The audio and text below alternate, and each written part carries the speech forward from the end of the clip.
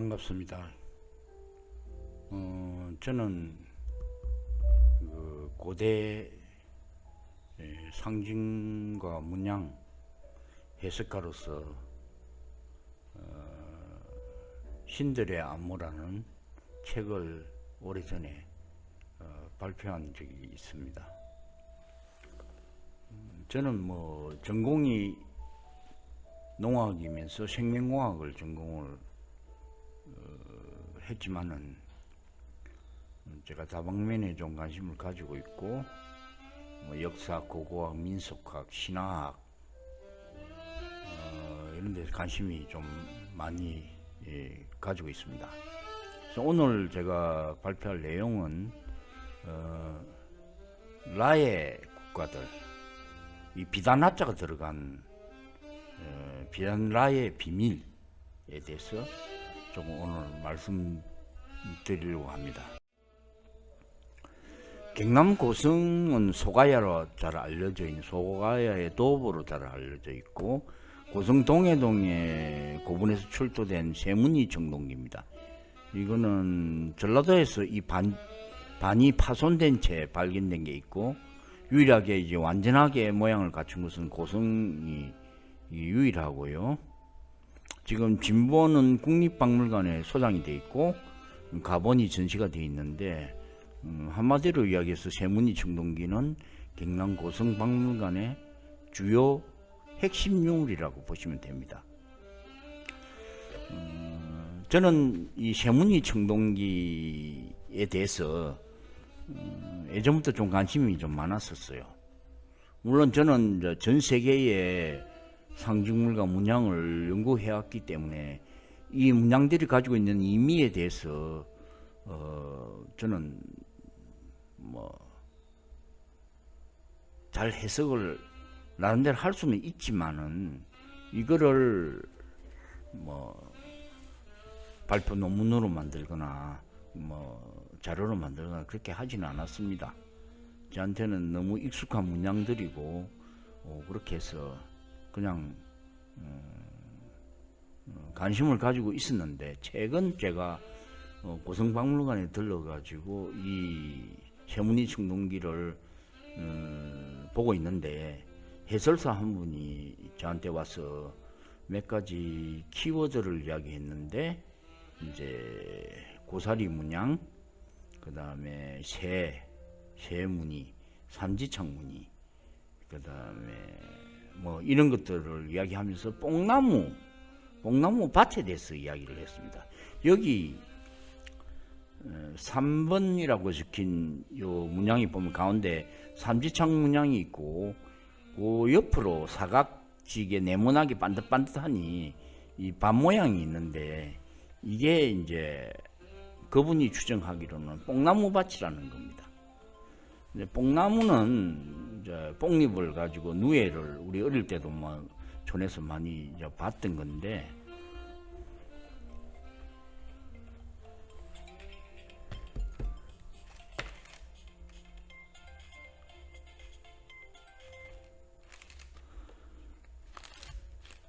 뽕나무밭에 누에가 있는데, 요 이제 누에를 자주 보고 했습니다만은, 이거는 이제 비단라라 해가지고 비단을 이제 누에가 뽕나무를 먹고 꼬치를 만들고, 그 꼬치에서 하얀 실을 뽑아가지고 이제 맹주 이제 비단이 되는 건데, 그래서 요 문양에서 뽕나무 밭이 들어가 있다. 비단을 말리기 위한 뽕나무 밭을 갖고 왔다. 이 비단라가 들어갔다. 비단라는 왜 이게 뽕나무하고 관련돼 있을까? 비단길, 실크로드. 라가 이게 중요한데, 혹시 가야가 가라가 아닐까? 비단라자가 들어간 국가가 아닐까 하는 생각이 하게 됐습니다. 그래서 제가 가야를 백과사전에 쳐보니까 동맹으로 가라가 나오더라고요. 가락국, 가라. 이전에는 가라였는데 이게 변형이 돼서 가야로 변형이 된 거 아닌가. 원래는 가라였다는 생각이 많이 들었어요. 그래서 가라를 생각하다가 신라도 비단 라자가 들어갔는데 신라 새로운 비단. 나는 신라 하면서 이때까지 그 비단 라자를 생각을 해보지를 않았었어요. 신라 새로운 비단이다. 그러면 과거의 비단도 있었다. 새로운 비단의 나라 신라. 그럼 과거의 비단의 나라는 뭐냐? 가라가 아니겠느냐? 그리고 신라는 신라 초기에 나라가 막 형성될 때는 아주 작은 소국으로 시작을 한 것 같고 김수로 왕을 찾아가서 영토 문제를 중재로 부탁했다는 삼국 유사의 기록이 나옵니다. 그래서 김수로 왕이 이제 그거를 해결해줬고 부탁을 받고 해책을 해줬고, 그래서 신라는 가야는 이미 자리를 많이 잡고 있었고 새로 시작된 그 라의 나라 신라가 탄생됐다. 그렇게 생각을 저는 하게 됐습니다. 이 비단라의 나라들을 더 제가 좀 찾아보니까 가라 신라 외에 아라, 하만에 아라가야가 있죠. 육가야가 있는데 거기에 아라가야가 포함되는데 아라가 있고, 이 전라도에도 비단 라자가 들어가 있어요. 전라도는 전주와 라주의 앞자를 써서 전라도가 됐는데 여기 왜 비단 라자가 들어가 있느냐? 이게 무슨 이유가 있다는 거죠. 그래서 라주를 찾아보면 라주가 원래 이게 비단 라자예요. 라주가. 그리고 고대 문헌을 좀 찾아보니까 이 나주는 그게 보라국 및 또는 발라국이라는 나라가 있었다. 이 보라나 발라도 비단 라자예요. 그래서 나주는 영산강 유역으로 큰 국가가 탄생하기 좋은 지역에 위치해 있고 고분군에도 약 480여 기가 있습니다. 굉장히 규모 큰 고분도 있고요. 거기에서 금동 신발이 하나 나왔는데 그 밑바닥에 보면 물고기 문양들이 있었어요. 이 물고기 문양은 반드시 가야하고 밀접한 연관을 가지고 있습니다. 고구려에서는 이 물고기가 안 나오거든요. 그래서 이 나주가 반드시 제가 볼 때는 이 가야하고 어떤 연관이 있는 연맹체로도 볼 수도 있고 아니면 독립된 소국이었을 수도 있고, 여하튼 이 라자가 들어간 라주, 보라국이 있다는 걸 알게 됐고, 그 다음에 탐나국, 제주도에 가면은 탐나국이었죠. 그 이름이. 그것도 비단나입니다. 그 다음에 제주도를 일본 쪽으로 가면 임나국, 스시마, 여기도 비단 라자가 들어갑니다. 임나. 그 나중에 이 임나국은 삼가라로 분리됐다는 고대 문헌이 나옵니다. 그래서 이것도 분명히 비단 라자가 분명히 가라하고 연관을 가진 연맹 국가로 보여지고요. 그 다음에 일본 큐슈에 가면 다라국, 안나국이라고 지금도 그 지명이 많이 나옵니다. 다라, 안나는. 그 다음에 일본의 수도가 나라. 이건 나라는 나라헨이라고 해가지고 라자가 조금 다르긴 한데 저는 이거는 분명히 비단 라자다 그렇게 보고 있습니다. 그리고 백제의 속국으로 옛날에 이제 그 가야가 백제 전라도 영역은 특히 나주 이 영역은 백제 권역으로 들어갔다고 보는데, 그래서 백제의 속국을 보면은 양지곡로라는 책에 여러 나라 이름이 나오는데 그 중에서 라자가 유독 들어간 나라들이 보입니다. 다라, 전라, 앞전자를 써가 전라, 그 다음에 사라, 그 다음에 하침나, 라의 이름이 들어간 소국들이 많이 나옵니다. 그래서 이 라자의 이름이 많이 들어간 국가들이 상당히 많다. 그리고 또 제가 주목하게 된 게 구라파입니다. 이 구라파는 뜻이 파자는 끝자락이라는 뜻이 있습니다. 끝이라는 지점의 끝부분이라는 뜻이 있거든요. 그 다음에는 이거는 뭐냐면 비단의 끝, 구라파가 비단의 끝이라는 그런 뜻인데, 그렇다면은 저는 이제 이 가야, 신라, 그 다음에 탐나, 임나, 일본, 그 다음에 다라, 전라, 사라, 하침나, 요거는 동남아시아의 어떤 소국이 아닌가 그렇게 생각되고, 다시 구라파, 저기 이탈리아 고까지 어떤 영역이 미친 그런 게 아니겠나, 그렇게 생각이 들었습니다.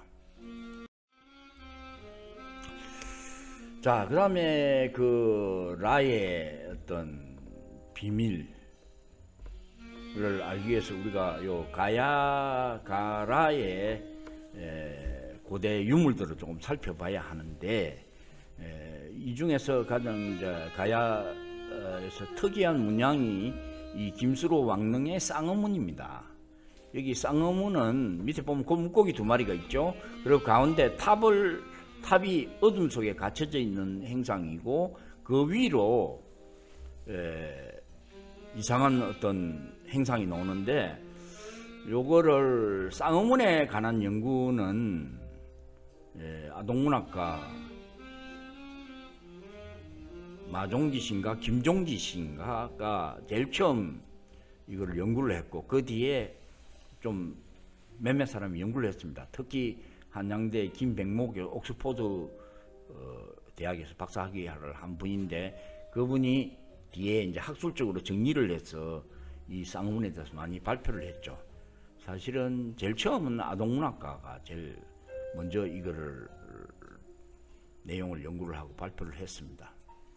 그래서 이 쌍어문 이 문양이 다른 우리나라 고대 국가의 왕릉에서는 이런 문양이 나오지를 않았었어요. 그래서 이제 주목을 받게 된 거고, 근데 그 김백모 교수가 쌍어문 이거를 설명을 하면서 위에 그 행체, 이상한 행체가 있는 거, 연꽃이 있고 이런 거를 설명을 못하고 넘어가 버리더라고요. 이 쌍어문에만 대해서 의미를 설명을 하고. 근데 저는 한눈에 이것을 코끼리로 봤습니다. 코끼리고, 탑 위에 이게 코끼리의 코 부분인데, 저 위에 뒤에 뚫린 건 눈 부분이고요. 코끼리 코 부분인데, 이 부분은 삼지창 형태로 되어 있습니다. 이건 제가 처음 발표한 거고요. 이 삼지창 형태인 거고, 그 다음에 귀는 연꽃으로 되어 있죠. 코끼리인데, 요거는 코끼리는 인도 신화에서 브라만, 창조의 신을 뜻합니다. 그리고 창조의 신은 연꽃으로 표현이 됩니다. 이집트에도 연꽃 문양이 많이 나오지만, 연꽃은 바로 창조신을, 인류를 창조한 창조신 브라만을 이야기합니다. 자, 그래서 이 김수로 왕릉의 쌍어문은 인류의 창세기를 담고 있다고 제가 신들의 암호라는 책에서 이미 발표를 오래전에 했습니다.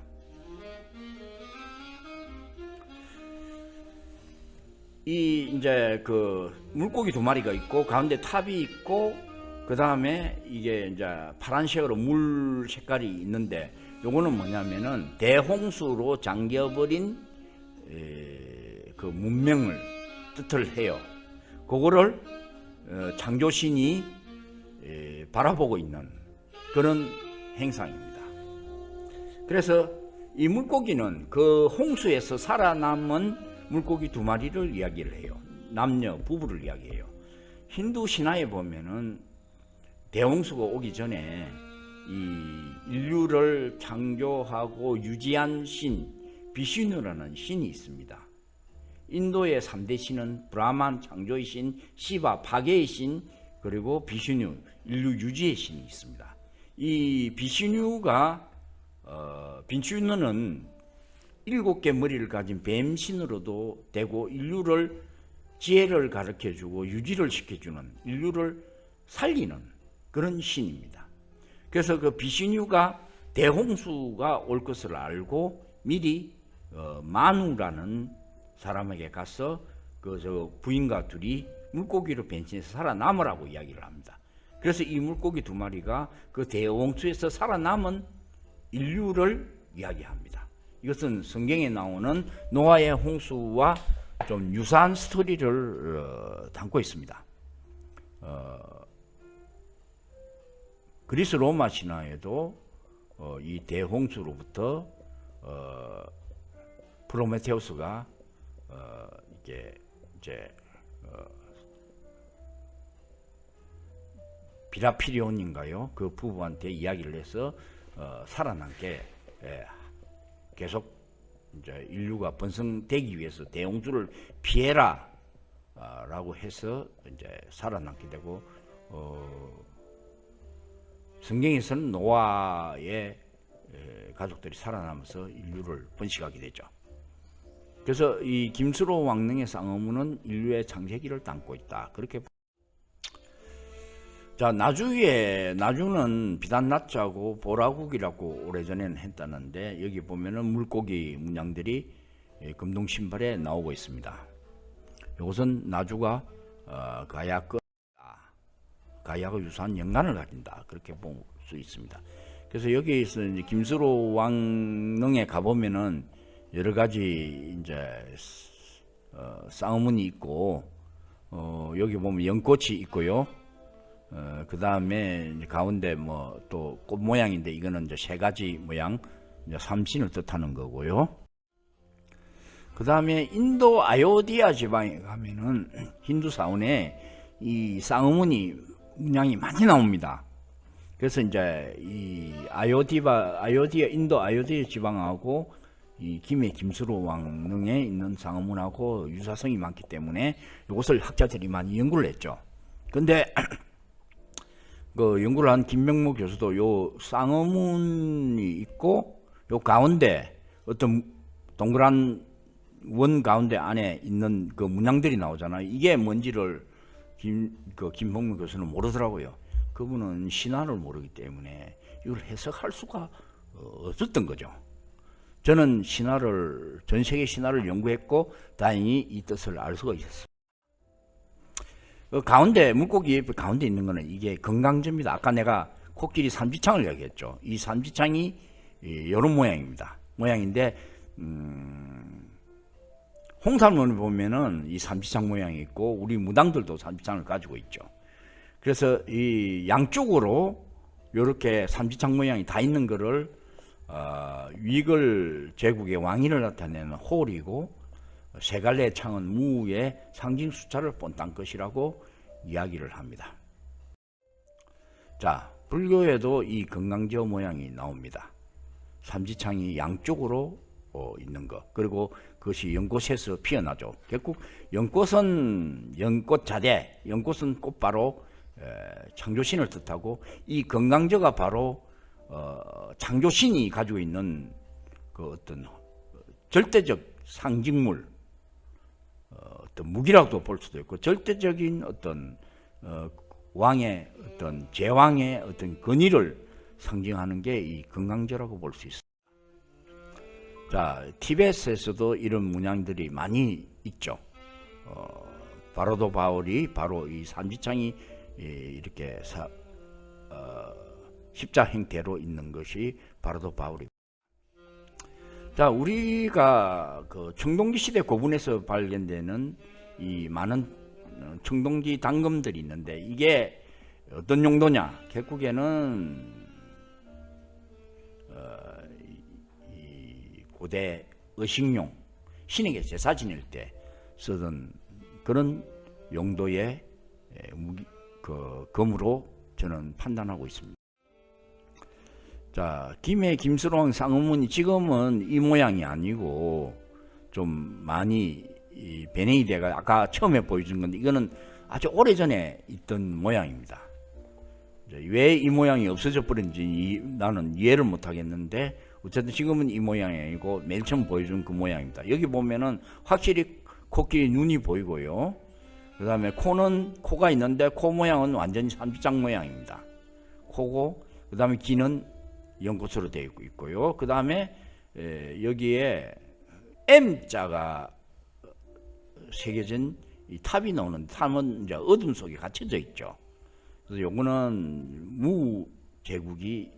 무제국으로 사라진 무제국을 뜻하는 것일 수도 있고, 여하튼 이 문명, 고대 문명, 홍수에서 사라진 문명을 의미하는 것으로 볼 수가 있습니다. 자, 김해 독림사에 가면 또 쌍엄문 문양이 있습니다. 여기 보면 가운데가 7층 석탑으로 되어 있고, 이 7층 석탑은 허하옹우가 인도에서 올 때 이 7층 석탑 피사 사탑이라 그러는데, 피사 탑을 이렇게 모양을 하고 있습니다. 여기서 역시 그 위에 보면은 코끼리가 쳐다보고 있죠. 코끼리 닮은 영물이 이렇게 쳐다보고 있죠. 그거는 코끼리를 의미하고, 하여튼 그게 제왕적인 이것을 바라보고 있죠. 요거는 전체적으로 해석을 하자면은 이 7층 석탑은 인류를 탄생시키고 유지해준 신이 인류를 이렇게 지혜를 가르쳐주고 이렇게 거대한 문명을 만들어 놨는데, 그 인류들이 성장해 가는 것을 못마땅하게 보던 창조신이 대홍수를 일으켜서 다 멸절시켜버리고 그 문명을 없애버립니다. 물속에 깔아앉게 만들어버립니다. 그래서 비슈뉴 신은 자기가 만든 인류들이 존속해야 하기 때문에 물고기 2마리를, 그러니까 다음 세대를 이어갈 만우 부인을 에게 이야기해서 물고기로 변신해서 살아남아서 다음 세대를 이어가는 그런 인류 창세의 신화를 담고 있습니다. 자, 허황호가 가져온 파사 석탑이고, 자, 이거는 이제 지금 현재 여러분들이 김수로 왕릉에 가면 볼 수 있는 쌍문 문양이 됩니다. 자, 가야 김수로 왕릉의 쌍음은, 이 쌍어가 물고기 2마리가 뭘 의미하느냐도 알아야겠죠.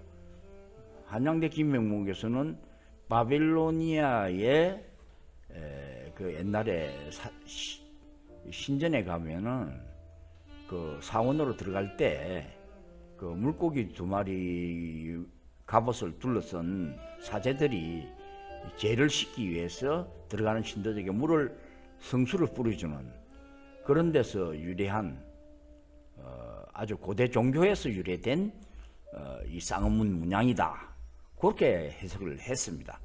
그게 아니고요, 내가 앞에서 대했던 이것은 거대한 홍수를 에서 살아남은 새로운 인류를 이야기하는 게다. 물고기 2마리는 이제 그것을, 내 주장을 입증할 수 있는 고대 문양을 지금 내가 이제 보여드리겠는데, 이것은 이제 오래전에 그 나가족의 어떤 당금 자료에 있는 문양이 되겠습니다. 여기 보면 삼지창 문양이 있고, 여기 가운데 당금이 있고, 좌우에 꽃이 2개가 있고, 그 다음에 새싹이 있죠. 이 싹은 이 인류를 만든 창조신이 씨를 만들어서 인류를 만들었다는 의미가 이 싹들이고요. 여기에 꽃들은, 좌우에 있는 꽃들은 이제 그거라고 이야기를 하는데, 연꽃이라고 이야기하는데, 요거는 조금 인동꽃 같기도 하고, 여하튼 이건 좀 더 조금 연구를 해봐야 합니다. 여하튼 요 금강저가 이게 고대 나가족 당금이 있는 이 금강저의 가장 오리지널 어떤 그런 모습이고요. 그 다음에 2번을 보면은 이 T자 받침대에 이 T자는 T라는 고대 문양의 T자가 많이 나옵니다. 이 T자는 창조신을 뜻합니다. 기반, 창조신을 뜻하고 그 T자 기단 위에 단검이 있고 그 다음에 꽃이 2개가 있고 그 다음에 새싹이 있습니다. 있고 좌우에 물고기가 있고 밑에는 물결무늬가 있죠. 그래서 그 문명이 물에 대홍수로 문에 잠기고 거기서 살아남은 새로운 인류가 물고기로 표현된 겁니다. 그리고 3번을 보면은 비슷한 패턴입니다. 가운데 기단은 창조신을 뜻합니다. 항상 이 창조신을 뜻하는데 여기서 보면은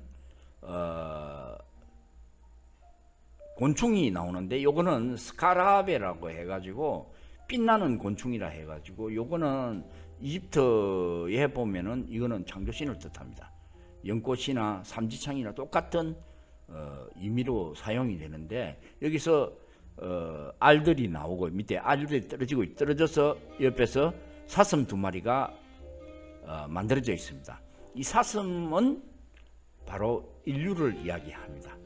창조신 스카라베가 만든 인류를 사슴이나 물고기, 대홍수를 이야기한다면 물고기고 그냥 그 무대에서 만드는 인류들은 사슴으로 이야기가 됩니다. 그래서 이 패턴이 가운데 창조신이 있고 항상 좌우로 새가 2마리 아니면은 사슴 2마리 아니면 물고기 2마리 이런 패턴이 여러분들이 세계 어디를 여행을 하든 가보면은 이 패턴의 상징물들을 볼 수가 있을 것입니다. 자, 그리고 그 삼지창이 뭘 의미하느냐? 이거는 바빌로니아 고대 원통행에 발견된 신들에 관한 그림인데 여기에서 신이 들고 있는 이 삼지창 금강저를 보면은 또 지금 현재 전선을 감고 있는 애자를 감고 있는 그런 모양입니다. 이것은 강력한 에너지를 내뿜는 무서운 무기로 추정이 됩니다. 그러니까 그 제우스가 벼락을 쳐서 나쁜 무리를 죽이고 응징을 하는데 이 금강저 벼락을 치는 그 대단한 에너지를 내는 무기가 아닌가 그렇게 저는 추정하고 있습니다. 자, 가야 김스로 왕릉의 쌍문에 있던 그 전체적인 결론입니다. 가야 김스로 왕릉에 있는 쌍문은 창세의 인류를 탄생시킨 창조신의 이야기를 상징하고 있다. 2.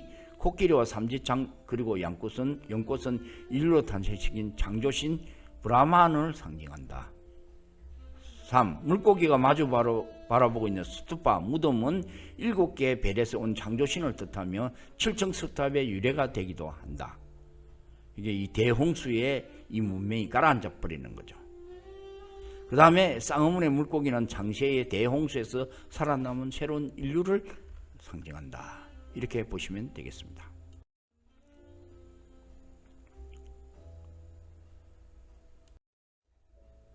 자, 쌍어문이 나타나는 전 세계에서 쌍어문이 나타나는 곳인데 김해, 그 다음에 중국 무창, 사천, 그 다음에 인도 아요디아, 그리고 페르시아, 바빌로니아까지 이 쌍어문이 나타납니다.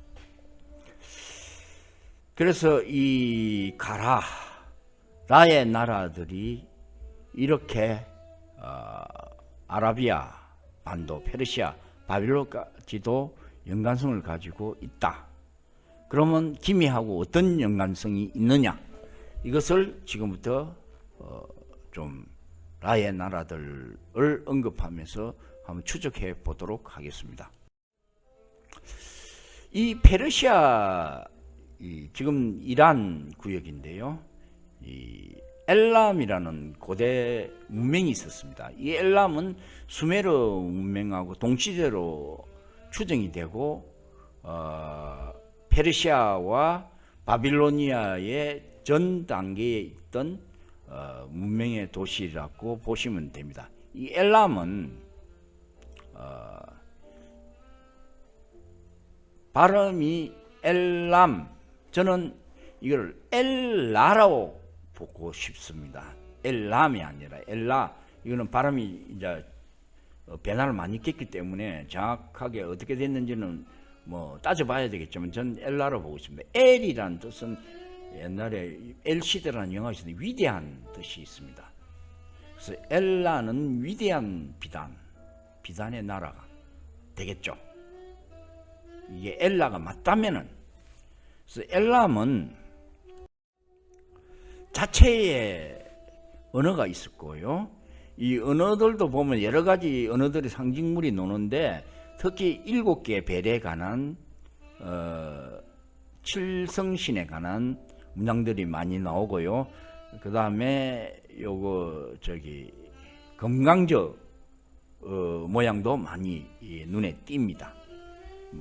더 이 글자들은 하나하나 뜻을 좀 더 제가 좀 다시 봐야겠지만 이 엘람어는 페르시아어하고 세기 문자하고 수메르 세기 문자하고 조금 다른 모양입니다.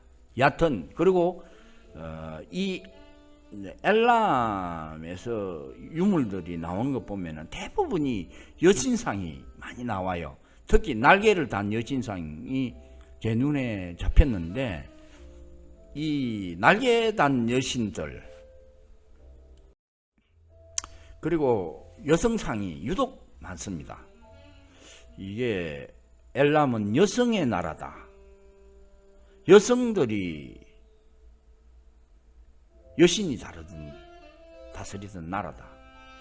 이렇게 생각이 듭니다. 자, 엘람은 위대한 존재, 람이 아니라 라라면 뜻이 위대한 비단의 신이 뜻이 될 것이다. 그리고 엘람하고 트라키아, 겔트, 요즘 겔트족에 관한 유튜브에서 많은 자료들이 올라오고 있습니다. 이 겔트 문양들이 특별하죠. 둥근 원의 십자 문양도 있고 삼태극 문양도 있습니다. 이 삼태극 문양이 우리나라에도 삼태극 문양이 있기 때문에 그 우리나라 삼태극 문양하고 겔트종이 삼태극 문양 그리고 갱주의 복음 황금 복음에서 나온 문양 삼태극 문양과 카자흐스탄의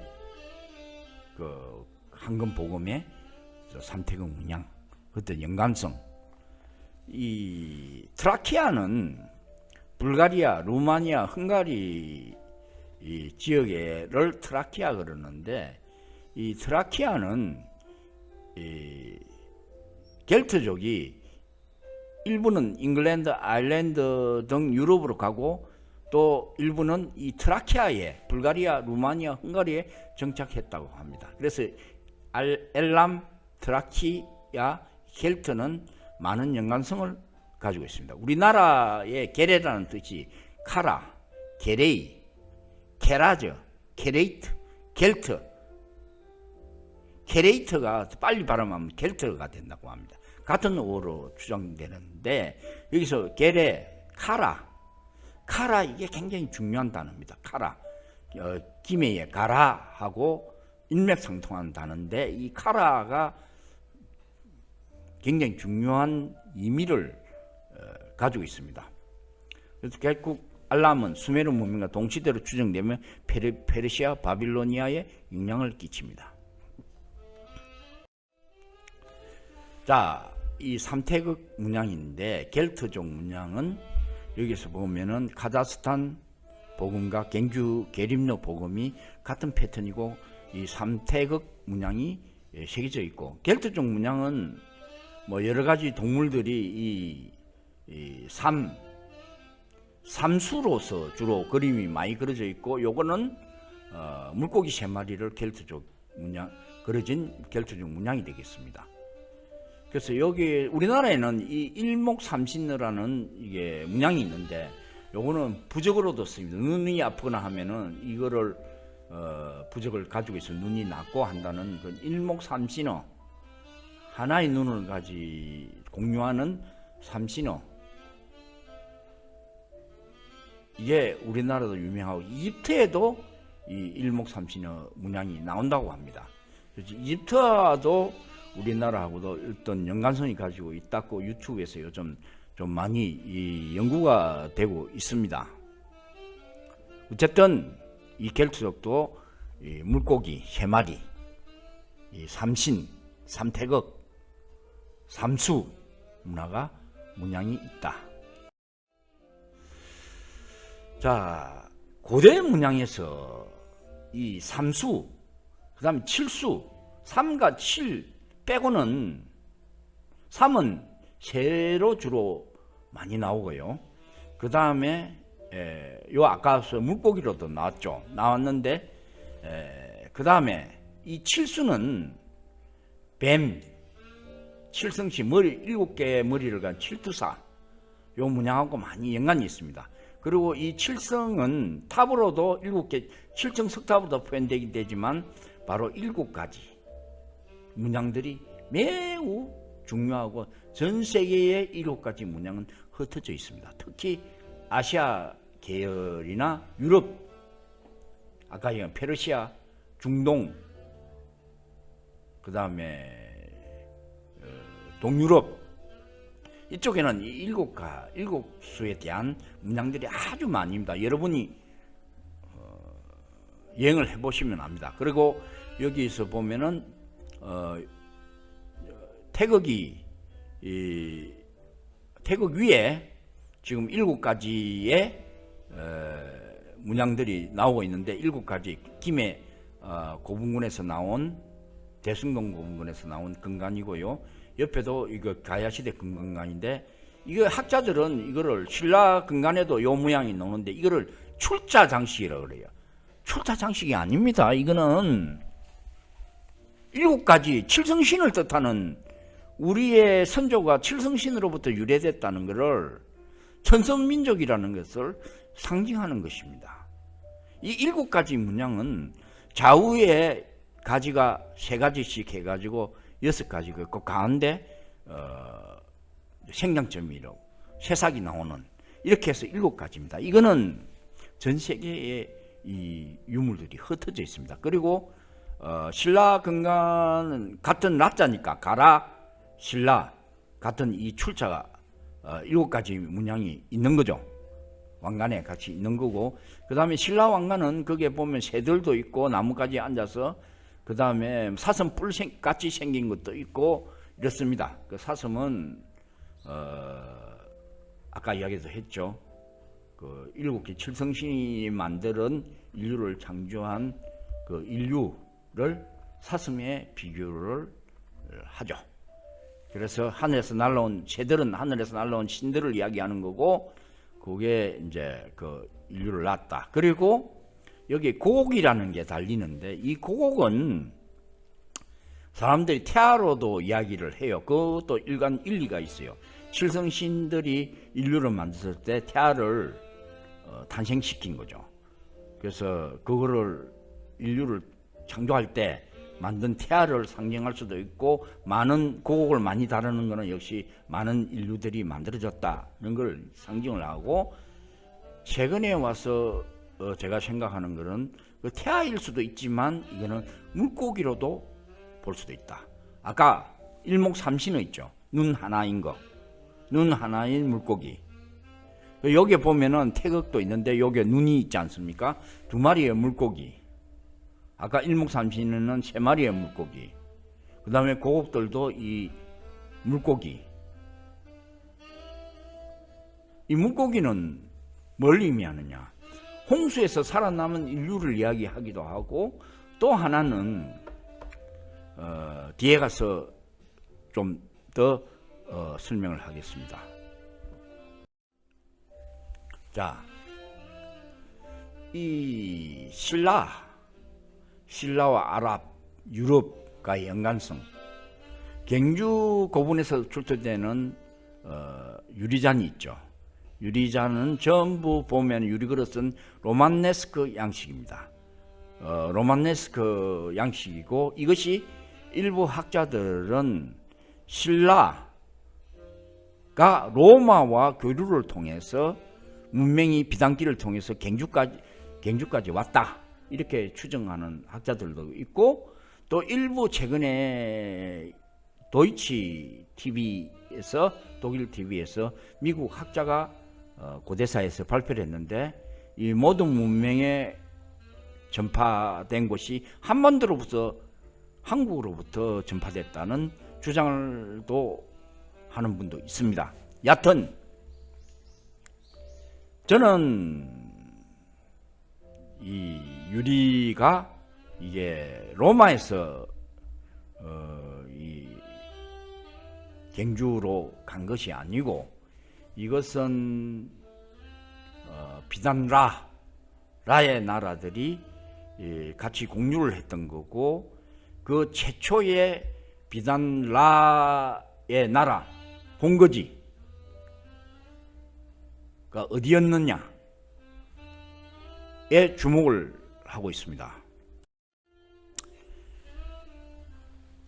그래서 한반도 남쪽에 가라, 신라, 아라, 보라, 섬나라, 탐나, 임나, 다라, 안나, 나라, 그 다음에 동남아시아 하침나, 전나, 기라, 중국에도 가라, 신라, 백제, 고구려 지금 한반도로 이전하기 전에 다 있었다는 거죠. 그 다음에 인도, 아요디아, 아라권에서는 엘람, 엘라, 트라키아, 페르시아, 바빌로니아, 켈트. 그 다음에 유럽 로마권에서는 로마가 있기 전에 에트투리아 문명, 거기가 구라파. 그래서 이런 나라들이 쭉 라의 나라들인데, 이 라의 나라에 그러면 제일 처음 시작된 곳은 어디였느냐? 그것은 이 카라라는 비밀을 알아야 합니다. 그래서 이 라의 나라들의 실크로드, 비단길, 제일 먼저 비단이 어디서 만들어져서 어떻게 유통이 됐느냐, 그리고 왜 이 나라 많은 이름에 라를 붙였는가, 이를 알아야 되겠죠. 그것을 알기 위해서는 이 카라라는 말을 알아야 합니다.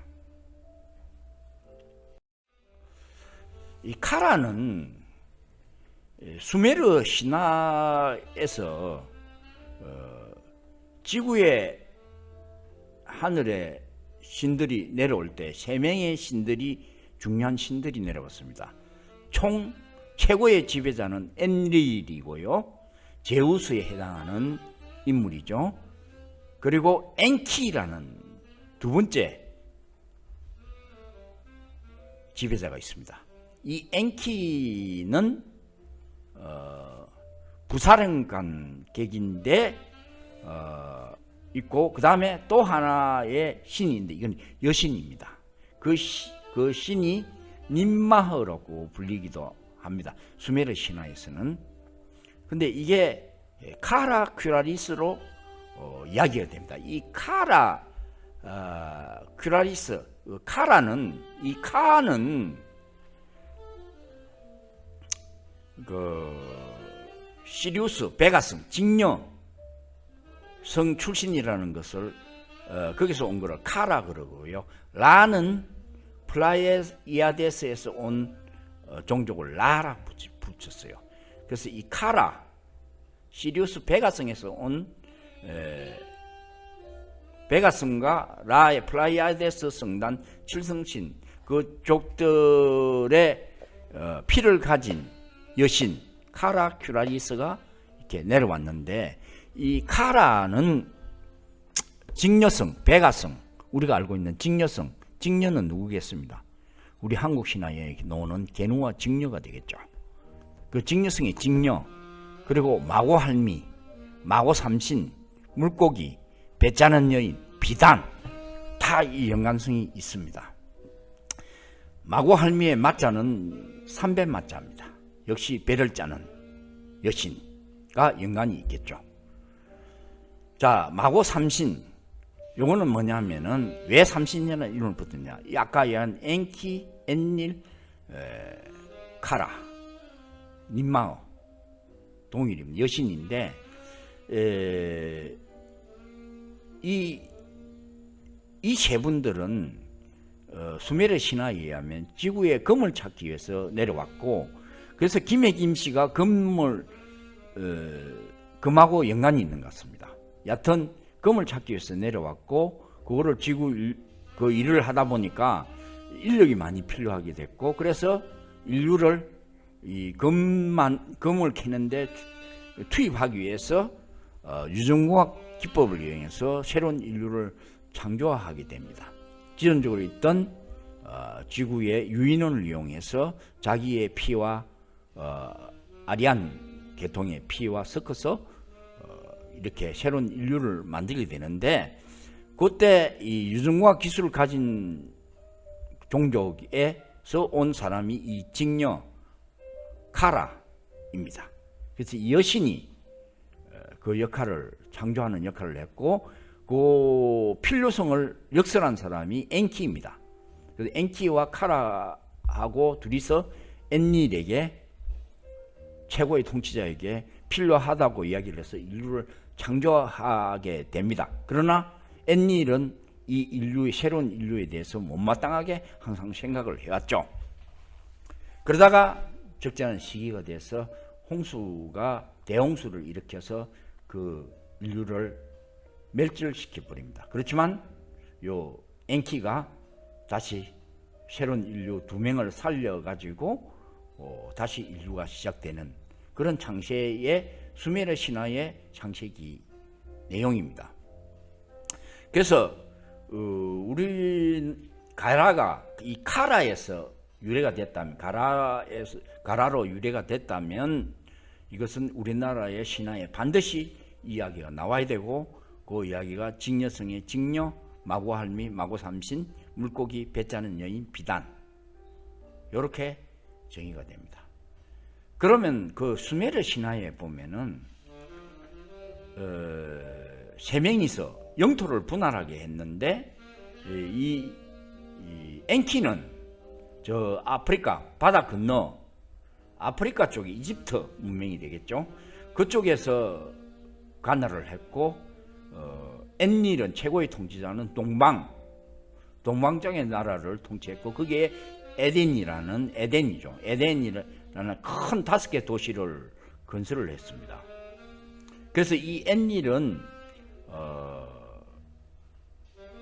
게누로 불렸고, 소요, 게누와 직녀의 전설에 있는 이 여신은 시나이 반도를 자기 본거지로 했고, 중동이죠. 중동이 시나이 반도를 아까 이야기한 엘람, 그 지역이 되겠죠. 그 유산 지역 아라비아 시나이 반도에 자리를 잡았었고, 이 여신은 처음에 하늘의 제왕이 지구로 내려보낼 때 엔키와 짝을 지어서 결혼하도록 해서 명령을 해서 내보냈는데, 최고 사령관인 엔닐이 이 여신에게 반해가지고 유혹을 해가지고 동침을 하게 되고, 그냥 엔키의 짝을 뺏어버립니다. 그래서 제왕이 노발대발해가지고 둘을 떼놓고 그 여신에게는 다시는 결혼을 못하도록 명령을 내려버립니다. 그래서 우리의 게누와 직녀는 항상 한 번씩 만나지만 항상 떨어져 있잖아요. 좋아하지만 떨어질 수밖에 없는 거죠. 그 전설이 바로 이 게누와 직녀의 전설입니다. 그래서 이 여신은 시나이 반도를 기점으로 했고, 엔닐이 자기가 가지고 있던 5개의 동방의 나라, 에딘 4개의 구역 중에서 한 구역을 이 여신의 몫으로 떼줍니다. 그게 지금 제가 생각하기로는 중국 지역과 한반도가 아니겠느냐 판단을 하고 있습니다. 정확하지는 않습니다만 그렇게 저는 추정하고 있습니다. 그래서 이 김해 고문군에 출토된 유골을 추정해 보니까 그게 유골이 여성 유골이 나는데 그 당시에 환두대도, 요거는 지배자들만 그 환두대도를 가질 수가 있었거든요. 그러니까 여성이 지배자인 그런 무덤이 출토가 됐습니다. 그래서 그것을 복원해 보니까 여자 무사, 가야에 여전사가 있었다 해가지고 KBS인가 그래서 한동안 그 방영을 해가지고 인기리에 방영이 된 적이 있습니다. 그래서 이 여신은 배를 짜고 이렇게도 가르쳤지만은 비단을 만들고 하는 여성들에게 그것을 가르쳤지만 또 싸움도 늘상 국가 간의 분쟁이 일어나기 전에 싸움도 해야 되기 때문에 여전사로서 그런 통치자로서의 절대자로서의 그런 면도 있었다고 생각합니다. 그래서 스키타이, 알타이에서 얼음 사막에 그 얼음 미이라가 발견됐는데 거기서 여성 통치자가 나왔습니다. 얼음 공주라고 불리는데 2300이 이제 미이라가 나왔는데 거기 보면은 머리 장식에 새 장식들이 달린 머리 장식이 있고 여기 보면은 사슴이 그렇게 돼 있죠. 그러니까 이 사슴은 아까 얘기했듯이 그 창조신이 만든 여신과 그 엔키와 그 여성이 님마어가 만든 카라가 만든 인류를 의미하는 거죠. 그래서 사람이 죽으면은 그 신들에게 돌아간다는 의미로 이렇게 부장품을 넣어서 갖고 보고 있습니다. 자, 그래서 우리나라에도 이 가야의 미늘쇠라는 게 유물이 있는데 사실은 이게 학자들은 뭔지도 어떤 용도인지도 모르고 있습니다. 근데 여기 보면은 새가 양쪽에 하나, 둘, 셋, 넷, 다섯, 여섯, 가운데 7개. 아까 이야기하는 그 7가지 나무들, 칠성신의 우리는 후손이다는 걸 이야기하고 이 새는 항상 하늘에서 내려온 천신을 이야기를 합니다. 그래서 이것도 칠성신과 연관이 있고 그 다음에 여기에 보면은 좌측에 스키타이 얼음공주 머리 장식하고 유산 모양이 있습니다. 그래서 여기에 이제 그 어식용, 장식용에 쓰였다는 거, 미늘쇠는 쓰였다는 것으로 추정이 되고요. 그래서 신라는 여성들이 왕이 될 수 있는 나라였고 가라도 제가 보기에는 여성사들이 있었고 여성들이 매우 강한 나라였다. 그래서 우리나라 양궁이 굉장히 강하지 않습니까? 그래서 이 라의 나라는 여성들이 말 타고 활을 쏘고 전쟁을 하고 전쟁터를 누비는 강력한 여인의 나라, 그게 라의 나라의 출발이었다. 가야도 다름 아닌 여성이 강한 나라였다는 것을 이야기를 할 수 있습니다. 신라도 마찬가지 여왕이 여자가 왕이 될 수 있었으니까 그게 라의 나라의 특징이다. 이렇게 보시면 되겠습니다. 그래서 우리 마고 삼신 인류를 탄생시킨 카라, 시리우스 성과 플라이아데스 칠성별에서 온 부족의 피를 가진 카라, 큐라리스, 삼신할미, 마고할미, 이가 만든 나라, 직접 통치하는 나라. 한반도는 이 카라 큐라리스가 직접 통치한 나라라는 유튜버들 이야기하는 사람들도 있습니다. 그래서 앞으로 이 라의 나라들, 이 비단길, 실크로드, 이게 분명히 의미가 있습니다. 이 비단라의 비밀이 앞으로도 더 많은 연구를 통해서 밝혀지기를 바라면서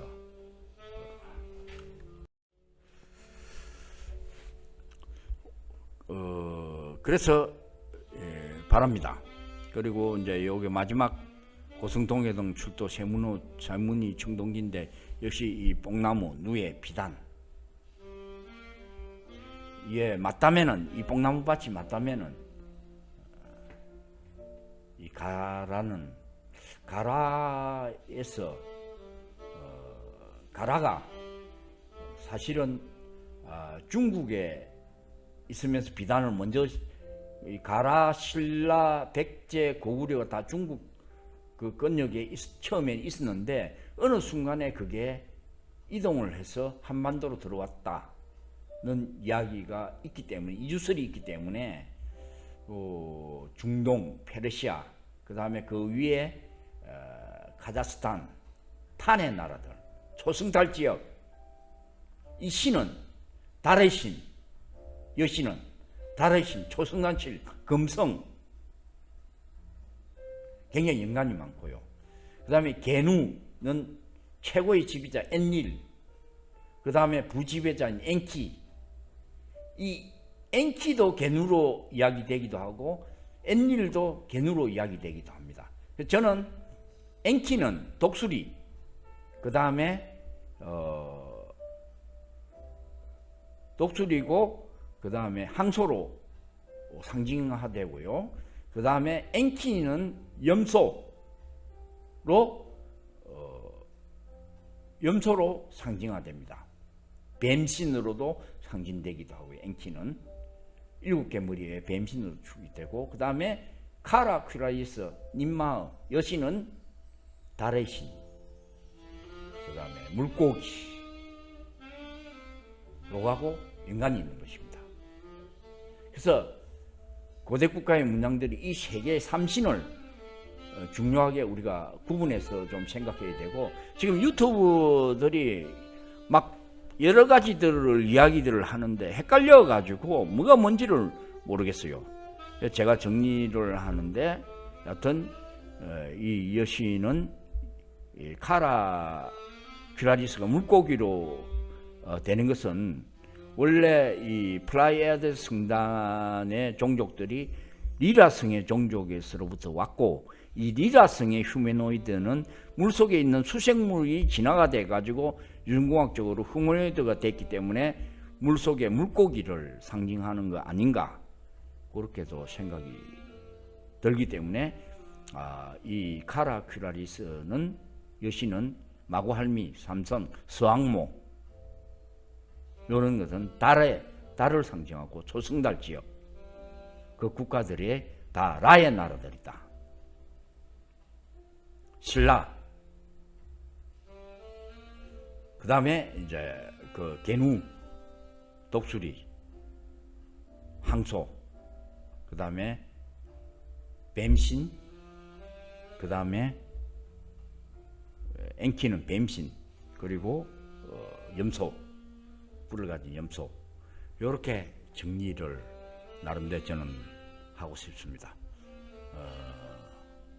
오늘 강의는 라의 비밀, 라의 나라는 1편은 여기서 마치고 2편에서 다시 뵙도록 하겠습니다.